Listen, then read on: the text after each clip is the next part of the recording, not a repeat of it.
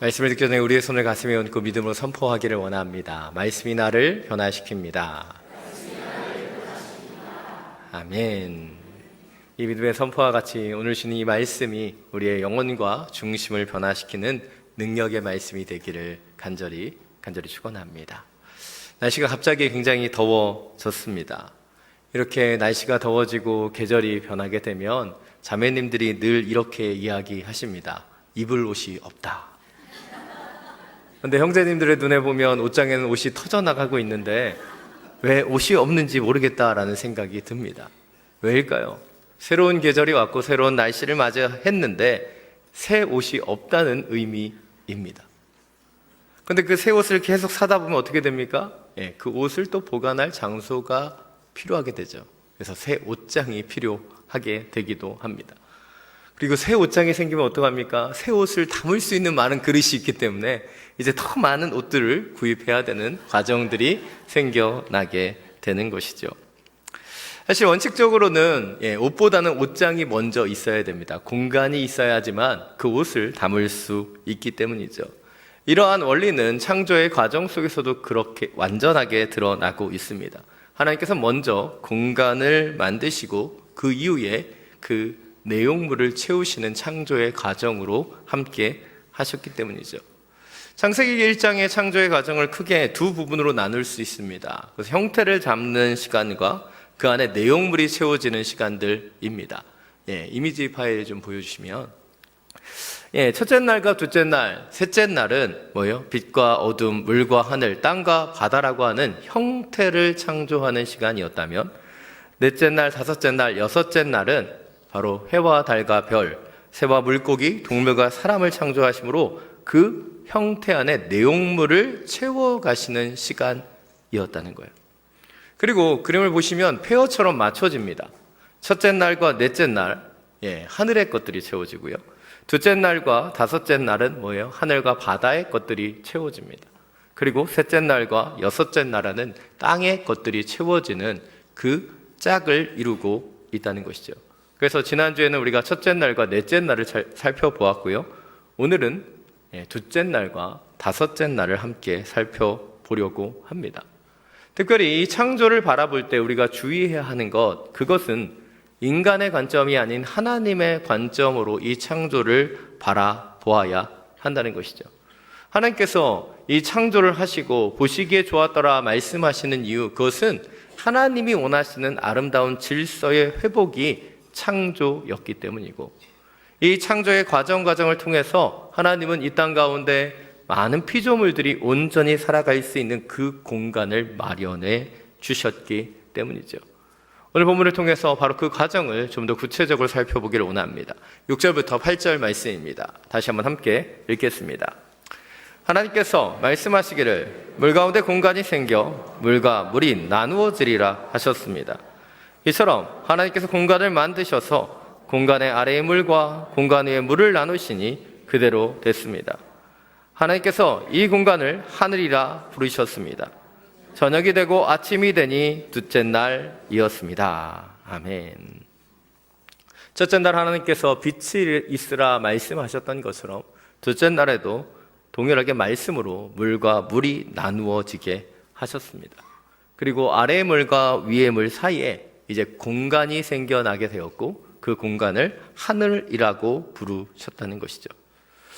그러나 우리는 이 과정이 어떠했는지, 이 모습이 어떠한 것인지 우리는 다 알 수는 없습니다. 왜냐하면 우리가 창조될 때 그 자리에 있지 않았고 이 물의 분리와 공간의 생성들을 우리의 이해로는 다 알 수 없기 때문이에요. 그러나 우리가 알 수 있는 한 가지는 말씀의 배경이죠. 창세기 1장 2절을 보면 땅은 형태가 없었고 비어 있었으며 어둠이 깊은 물 위에 있었고 하나님의 영은 수면 위에 움직이고 계셨다라고 말하고 있습니다. 이미 둘째 날 창조 이전에 지구에는 물이 존재하고 있었고 하나님은 그 물을 아래의 물과 위의 물로 나누셨다는 거예요. 이 아래의 물은 내려가서 바다가 되었고요. 위의 물은 그 하늘 위에 하나의 물의 층을 이루게 되었다라고 말하고 있습니다. 그리고 이 부분들에 대해서 학자들은 이렇게 설명합니다. 태양으로부터 오는 여러 유해한 광선들을 지금은 오존층이 막아주고 있지만 이전에는 이 물의 층이 이 모든 것을 보호하는 역할을 했을 것이다 예측하는 것이죠. 그런데 이 물의 층이 언제 사라졌는가? 창세기 7장 11절과 12절을 보면 노아의 홍수 때 하늘에 창이 열리고 밤낮으로 비가 내렸다라고 말합니다. 바로 그 창이 열리고 비가 내리는 이 과정이 물의 층이 사라졌던 시간들이다라고 추측하는 것이죠. 그리고 이 물의 층이 사라짐을 통해서 노홍수 이전에는 인류의 수명이 900세가 넘었는데 홍수 이후에는 이 물층이 없어졌기 때문에 인간의 수명이 급증했다고 설명하기도 합니다. 그러나 이 모든 설명은요, 가설이에요. 왜냐하면 그때 어떤 인간도 창조를 직접 경험해 보지 못했기 때문이에요. 그러나 이 모든 과정에서 우리가 분명히 알 수 있는 것은 무엇입니까? 첫째 날 빛이 창조되어 시간이 열렸던 것처럼 둘째 날 주님께서 그 물을 나누심을 통해 이 땅 가운데 공간이 창조되었다는 거예요. 그렇다면 왜 하나님께서는 물을 나누시고 이 땅 가운데 그 공간을 만드셨을까? 하늘과 바다 그리고 나중엔 땅이라는 그 공간을 만드신 이유가 무엇일까요? 그것은요, 그 공간을 만드신 이후에 그곳에 하나님의 피조물들을 창조하시고 살아가시게 하시기를 원하셨기 때문이에요. 이것이 오늘 첫 번째 포인트입니다. 하나님은 물을 나누고 공간을 창조하심을 통해서 모든 피조물들이 살아갈 수 있는 자리를 예비하셨다는 것이에요. 하나님께서는 이 공간을 창조하심을 통해서 바로 우리가 살아갈 수 있는 이 자리를 미리 예비하셨다는 거예요. 질문 한 가지 드리겠습니다. 여러분, 창세기 1장에 보시기에 좋았더라, 이 표현이 몇 번 나타나는지 아십니까? 6일 동안 창조하셨으니까 6번이다. 찍지 마시고 좀 자세히 보세요. 6번 나타납니다. 근데 희한하게도요, 둘째 날에는요, 보시기에 좋았다라는 이 표현이 나타나지 않아요. 6일째 되는 날에 동물을 창조하시고 보시기 좋았다라 말씀하시고 인간을 창조하시고 한 번 더 심히 좋았더라라고 표현하셔서 6번이 된 것이지, 둘째 날에만 희한하게 보시기에 좋았다라는 표현이 없다는 거예요.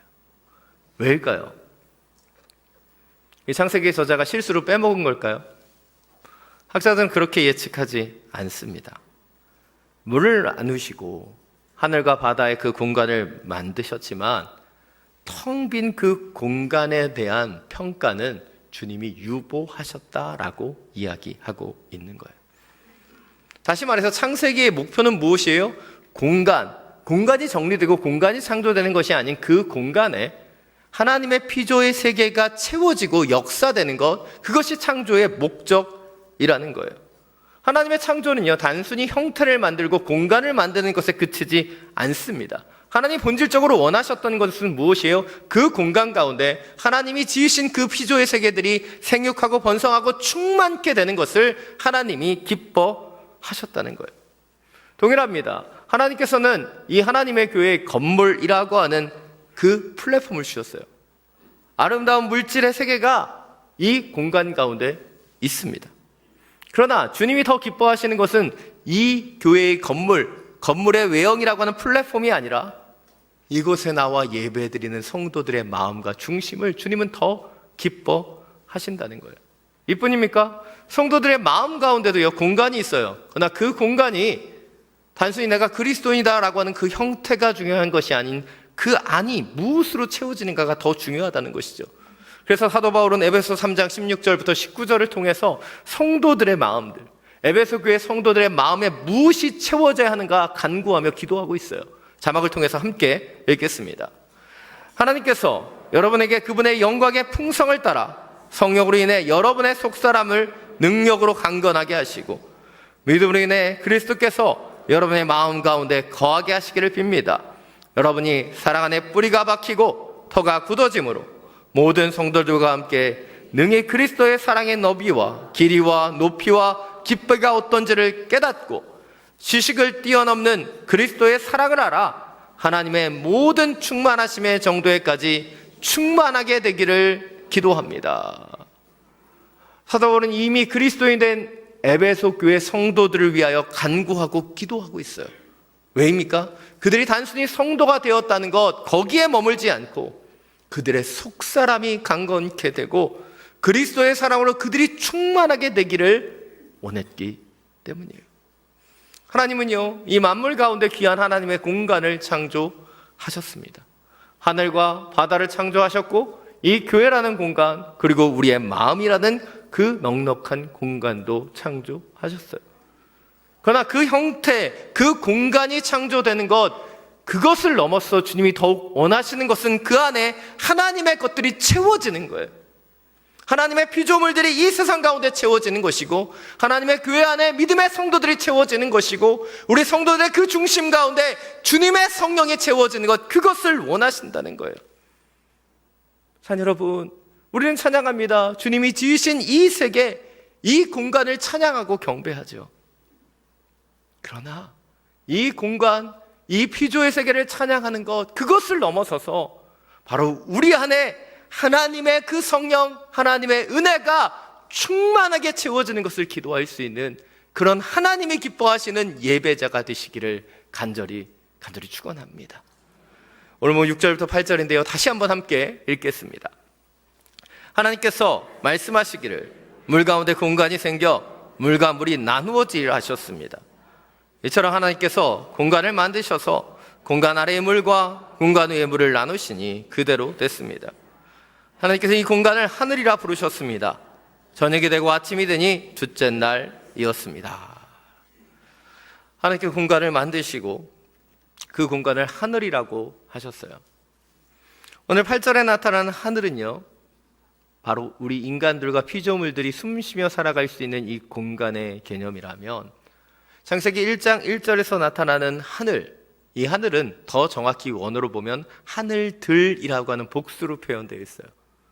이 하늘들은 별들과 행성들, 우주의 모든 세계들을 표현하는 하늘들이라고 이야기할 수 있습니다. 하나님께서 지금 인간이 살아갈 수 있는 그 공간을 창조하셨어요. 첫째 날 빛을 통해서 살펴보았던 것처럼 하나님께서는 낮과 밤을 만드시사 이 땅의 시간의 창조자가 되어 주셨습니다. 둘째 날 그 물을 나누시고 이 공간을 창조하심을 통해 이 모든 물리적인 공간을 창조하신 창조주 하나님이 되셨어요. 그렇다면 하나님께서 이 모든 공간을 창조하신 창조주시다라고 하는 것, 그것은 무엇을 의미하는 것일까요? 그것은 하나님께서 이 공간을 초월해서 역사하시는 분이다라고 하는 것을 이야기하는 것입니다. 하나님의 이 공간을 초월하시는 역사를 잘 보여주는 하나의 이야기가 있습니다.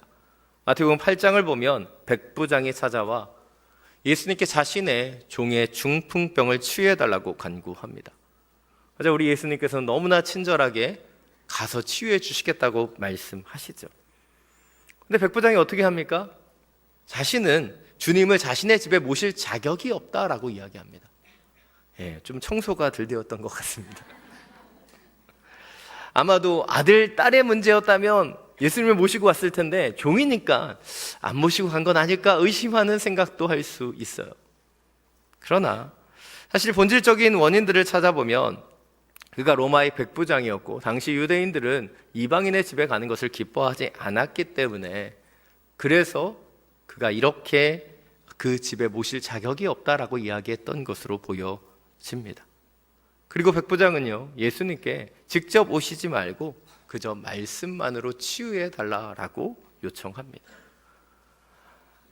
특별히 마태복음 8장 9절을 보면 이렇게 고백하죠. 저도 위로는 상관이 있고 밑으로는 부하들이 있는 사람입니다. 제가 부하에게 가라 하면 가고 오라 하면 오며 하인들에게 이것을 하라 하면 그것을 합니다. 그리고 예수님은 이 백부장을 칭찬하시고 이스라엘에서도 이렇게 큰 믿음을 본 적이 없다 말씀하십니다. 왜입니까? 바로 이 땅의 물리적인 공간을 뛰어넘는 주님의 능력을 신뢰하는 그 믿음의 고백이었기 때문이죠. 그리고 예수님은 치유하셨고 그 말씀대로 백부장의 종은 치유되었어요. 이것이 우리가 주목해보길 원하는 두 번째 포인트입니다. 하나님 모든 공간의 창조주시기에 모든 생각의 공간을 초월해서 역사하신다는 사실이에요.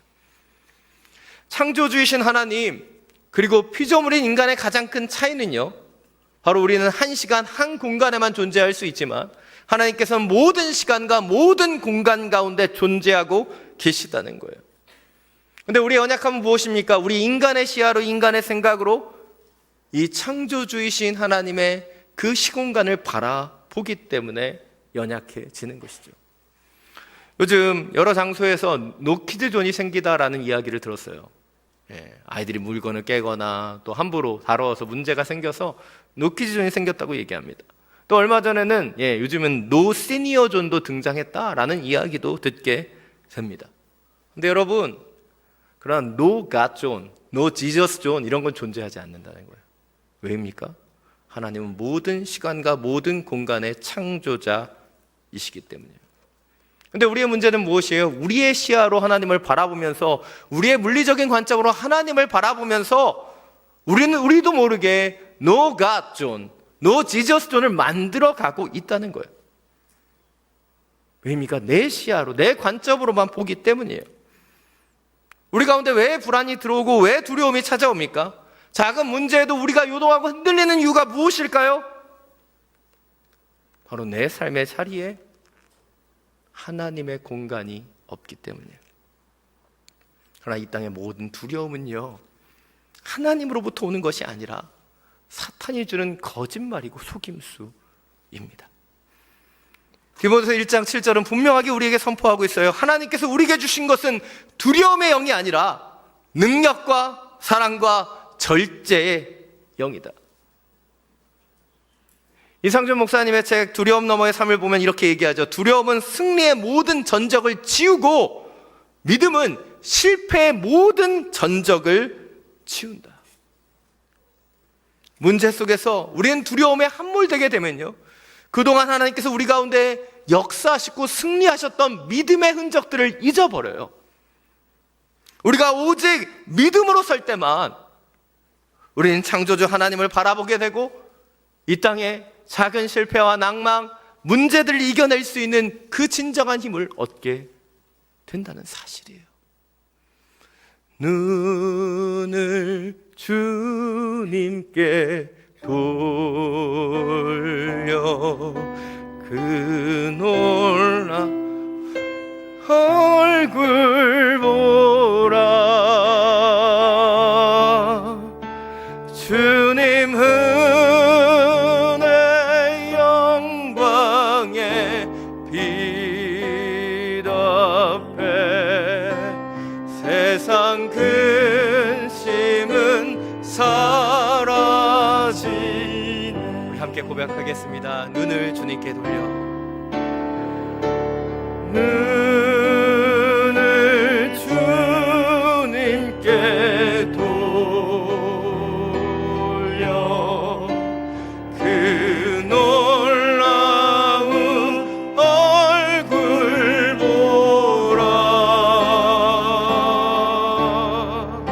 주님 은혜 영광의 빛 앞에 세상 근심은 사라지네.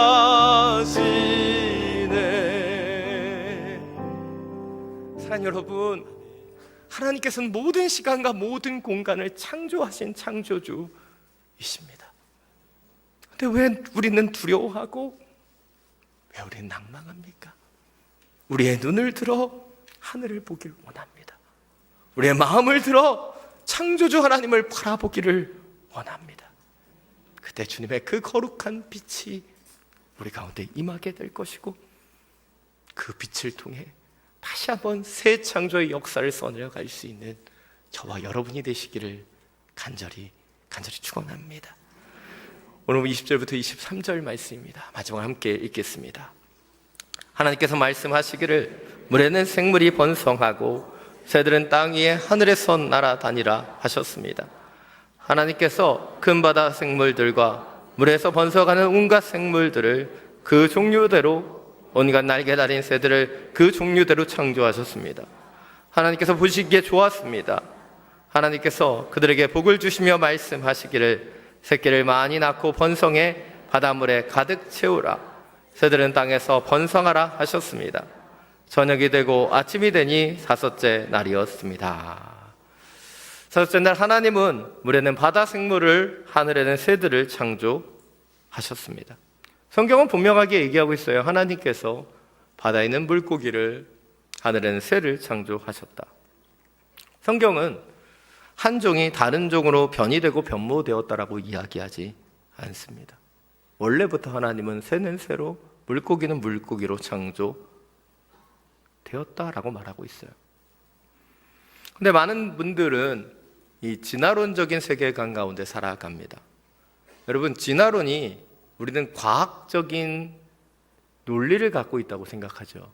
근데 여러분, 진화론도요, 대단히 큰 또 하나의 믿음이라는 사실을 아십니까?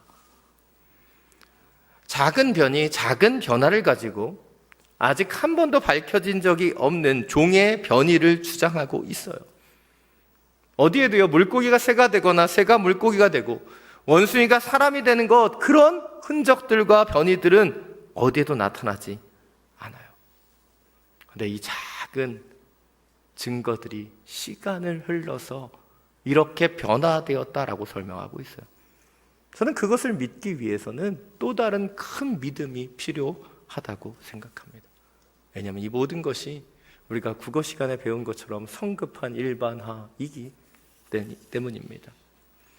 하나님은요, 성경을 통해서 우리 가운데 말씀하고 계세요. 우리가 알 수 없는 이 창조의 세계를 주님께서 말씀으로 창조하셨다. 바다에는 물고기를, 하늘에는 새를 창조하셨고 처음부터 큰 동물은 크게, 작은 동물은 작게 만드셨다라고 얘기하고 계시다는 거예요. 저는요, 원숭이가 제 조상이라고 생각하는 거, 그런 믿음이 없어요. 저는 원래부터 사람이 되었다라고 생각합니다. 왜냐하면 하나님께서 그렇게 창조하셨기 때문이에요. 이 창조는요, 진화나 발전을 이야기하고 있지 않다는 거예요. 하나님의 창조, 하나님의 역사들을 이야기하고 있습니다. 또 하나님께서는 이 피조물들을 창조하시고 22절을 보면 그들에게 복을 주시고 새끼를 많이 낳아 번성해 바닷물에 가득하라. 새들은 땅에서 번성하라 말씀하셨어요. 물속에 작은 물고기 하나, 하늘에 나는 작은 새 하나에도 하나님께서는 창조의 축복을 허락해 주셨다는 거예요. 이것이 마지막 세 번째 포인트입니다. 하나님 바다와 하늘의 물고기와 새들을 창조하시고 생육하고 번성하는 축복을 주셨습니다. 지난주에 잠깐 말씀드린 것처럼 하나님의 창조는요, 인간을 향하고 있습니다. 모든 것을 다 창조하시고 인간을 창조하신 이후에 생육하고 번성하고 그 모든 생물을 다스리라고 명령하셨어요. 6일의 창조를 마치고 인간을 지으신 이후에 인간에게 이 모든 창조의 세계를 맡겨 주신 것이죠. 그래서 하나님의 관점으로 이 모든 창조의 과정들을 보면 하나님께서 인간이 살아갈 수 있는 모든 환경과 모든 조건들을 열어주시고, 그리고 그 피조물들을 허락하신 이후에 복을 더하여 주셨다는 거예요. 그 복은 무엇이에요? 하나님의 섭리와 하나님의 창조의 질서대로 살아가는 것이 바로 하나님 주시는 축복이라는 것이죠. 그런데 안타깝게도요, 이 피조의 세계 가운데 많은 생물들과 동물들은 다 하나님의 그 질서대로 살아갑니다. 계절을 따라, 환경을 따라 그들은 자녀를 낳고 번성하며 축복하며 살아가요. 그런데 희한하게도 우리 인간들은요, 그 창조의 섭리대로 살아가지 않는 것을 보게 됩니다. 바로 인간들만이 자신의 생각, 자신의 계획, 자신의 관점으로 살아가기 때문이에요. 하나님은 우리를 창조의 섭리 가운데로 초청하시고 그렇게 살아갈 수 있도록 복을 주셨는데, 우리는 그 창조의 과정, 창조의 섭리 가운데 살아가는 존재가 아니라 내 뜻대로, 내 계획대로 살아가는 거예요. 여러분 한번 생각해 보십시오. 여러분이 살아가는 자녀들을 위해서 귀한 선물을 준비했어요. 그리고 정성스럽게 포장해서 그 자녀에게 주었죠. 근데 자녀들이 이렇게 얘기하는 거예요. 아빠, 이거 얼마짜리야? 어디서 샀어? 이거 새 거 맞아? 중고는 아니야? 정성스럽게 여러분이 준비했는데 그런 이야기를 들으면 굉장히 속이 상할 거라고 생각합니다. 저도 며칠 전에 저희 아들에게 배드민턴 라켓 하나를 선물했어요. 요즘 학교에서 많이 친다고 그래서 유명 브랜드는 아니었지만 이렇게 아이들이 쓸만한 걸로 사서 선물을 주었어요. 그러나 그걸 받고 저희 아들이 침묵으로 일관했습니다. 반응이 없는 거예요. 아, 이게 너무 좋았다, 뭐 했다, 아빠 고맙다, 이런 반응이 없는 거죠. 싫다고 안 한 게 어딥니까? 때때로 우리의 부모의 마음이 저는 하나님의 마음과 비슷하다고 생각해요. 하나님께서 이 창조의 세계를 지으시고 이 만물을 우리에게 주셨는데 우리는 자꾸 이 자녀들이 속상하게 반응하는 것처럼 하나님께 반응하고 있는 거예요. 작은 문제만 생겨도 하나님 이게 맞아요? 이렇게 인도하시면 되겠습니까? 하나님께 따지고 가르칩니다. 이렇게 하셨어야죠. 왜일까요? 우리가 창조의 섭리대로가 아닌 여전히 내 생각과 내 계획대로 살고 싶어하기 때문은 아닐까요? 자녀 여러분, 창세기는 우리에게 창조의 질서를 가르쳐주고 있습니다. 우리가 그 질서대로 살지 못하면 우리 가운데 혼돈과 무질서가 찾아오는 거예요. 그러나 하나님께서 생육하고 번성하고 그 복을 주시는 그 창조의 섭리대로 살아가면 우리는 이 모든 창조의 세계를 지으시고 이 모든 공간을 주관하시는 그 하나님의 뜻과 계획대로 살아갈 수 있게 되는 거예요. 여러분, 여러분의 마음속에 혼돈과 두려움이 찾아오는 것, 그것은 우리가 창조의 질서를 잃어버리고 있기 때문이 아닙니까? 오늘 우리에게 주신 이 말씀을 기억하며 다시 한번 우리가 회복해야 되는 창조, 그 질서, 주님이 그 창조 되시고 주관자 되심을 기억하며 나아가는 이 하루가 되기를 간절히 원합니다. 이 시간 나를 통하여 함께 찬양하고 주님 앞에 기도하며 나아가겠습니다.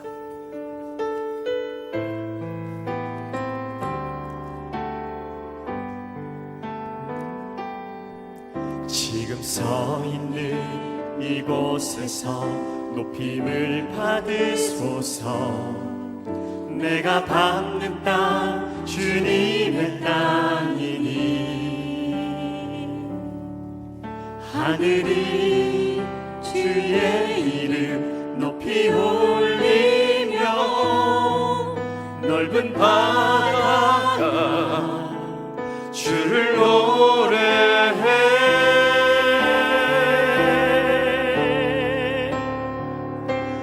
모든 만물 주를 경배해. 모든 입술 주를 찬양해. 천지를 만드신 만물의 통치자 높임을 받으소서.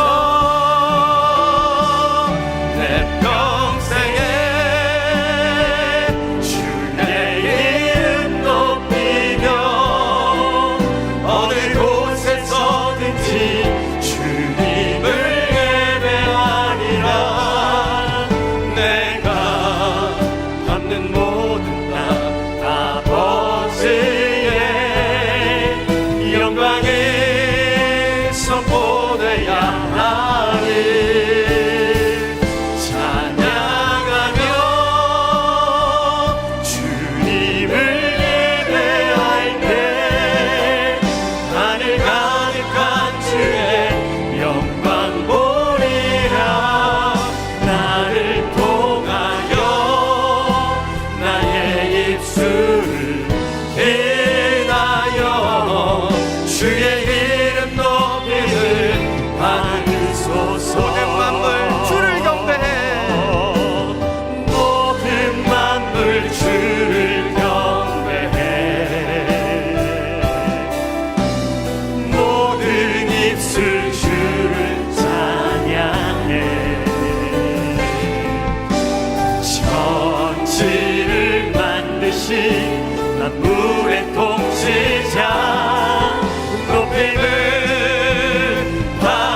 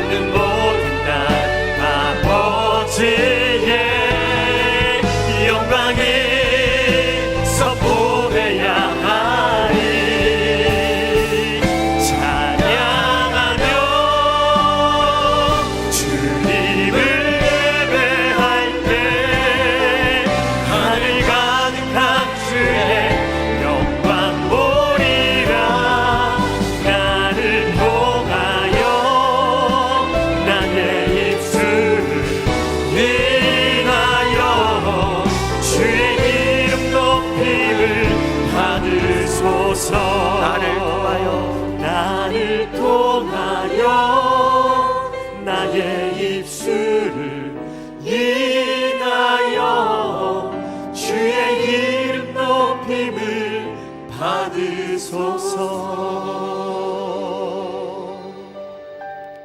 이 시간 함께 기도하며 나아가길 원합니다.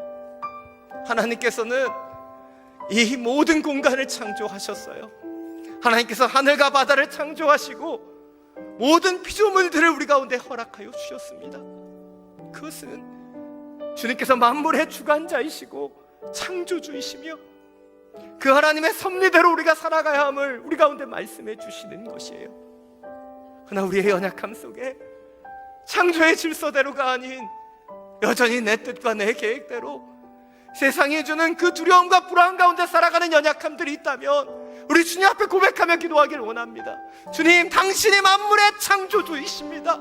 이 시간과 공간을 만드시고 우리 가운데 역사하시는 하나님이심을 경배합니다. 다시 한번 당신의 질서대로 당신의 창조의 섭리대로 살아갈 수 있는 하나님 나라 백성 되게 하여 주옵소서. 함께 기도하며 나아갑니다. 내 평생에 우리의 마음과 중심 가운데 주여 임하여 주옵소서.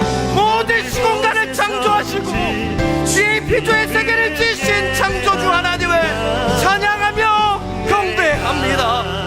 주여, 우리의 마음속에 찾아오는 이 세상의 혼란함과 이 무질서함, 불안과 염려와 공포들의 연약함들을 당신 앞에 부탁합니다. 우리에게 복을 주시고 생육하고 번성하며 따뜻이라고 말씀하시는 놀라운 창조주 하나님의 세계 가운데 다시 한번 들어가기를 원합니다. 우리의 마음에, 우리의 중심 가운데 주님의 성령으로 운행하여 주셔서 주님이 원하시는 창조의 질서, 만물의 주관자 되시는 그 하나님만을 찬양하며 경배하는 하나님 나라 백성 되게 하여 주옵소서. 왜 우리 가운데 불안과 두려움이 겹다옵니까? 왜 우리의 삶 속에 세상의 염려와 걱정들이 들어옵니까? 주님께서 우리에게 복을 주시고 주님께서 만물의 창조주가 되시고 이 모든 피조의 세계를 하나님의 계획과 인도하신 대로 지어가시는데 주여, 우리의 마음속에 무엇이 채워져 있습니까? 주여, 당신을 바라보는 그 믿음, 당신을 바라보는 그 굳건한 신경으로 다시 한번 만물의 주가 되시는 창조주만을 찬양하는 경배하기를 주여, 우리의 마음 가운데 새를 향하여 새 역사를 바라볼 수 있고 오직 주님만이 높임 받는 주님의 자녀들 되게 하여 주옵소서. 사랑이 많으신 주님, 모든 만물이 주를 경배하며 모든 입술이 주를 찬양하기를 원합니다.